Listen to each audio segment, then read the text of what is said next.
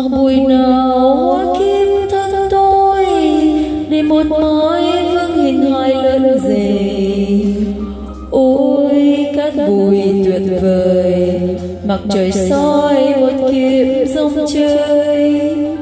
Hàng buổi nào hoa kim thân tôi để một mái tôi về làm cát bụi. Ôi cát bụi mệt nhoài, tiếng đồng nào gọi nhịp không nguôi. Bao nhiêu năm làm kiếp con người, chợt một chiều tóc trắng như vôi. Lá hoa trên cao rụng đầy, cho trăm năm bao chết một ngày. Mặt trời nào soi sáng tim tôi để tình yêu xây mòn thân đã cùi.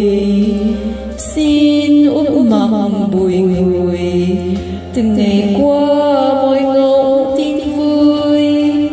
Cầm rừng nào lá xác sơ cây, từ vực sâu nghe lời mời đã dày.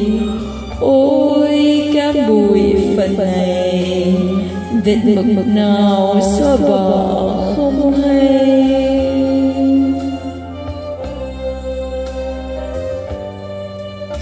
Ôi cát bụi phận này, vết mực nào xóa bỏ không hay.